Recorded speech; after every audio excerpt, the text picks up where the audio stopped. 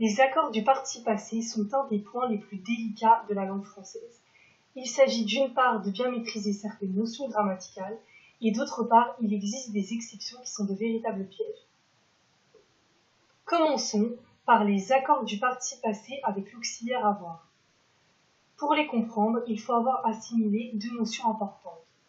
La différence entre les temps simples et les temps composés, et les rôles des mots dans la phrase, par exemple le sujet, le complément d'objet direct et le complément d'objet indirect. C'est parti. Il faut bien comprendre la différence entre les temps simples et les temps composés. Les temps simples sont seulement composés d'un verbe conjugué. Exemple, le présent, l'imparfait et le futur. Les temps composés, eux, se divisent en deux parties. Un auxiliaire avoir ou être d'une part et un participe passé d'autre part. Prenons un premier exemple. J'ai mangé.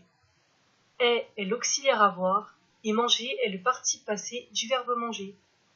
Un second exemple pour être sûr d'avoir bien compris. Je suis resté. Suis est l'auxiliaire être et rester est le participe passé du verbe rester. Dans ce cours, nous travaillerons avec les temps composés, puisque nous allons étudier les accords du participe passé. Voyons plus précisément ce que sont les temps composés. Par exemple, avec un auxiliaire au présent et un participe passé, on obtient le passé composé. Avec un auxiliaire à l'imparfait et un participe passé, on obtient le plus que parfait. Et avec un auxiliaire au futur et un participe passé, on obtient le futur antérieur, que nous étudierons dans un prochain cours. En conclusion, peu importe le temps utilisé, le participe passé s'accordera toujours selon les mêmes règles. C'est l'auxiliaire qui est déterminant.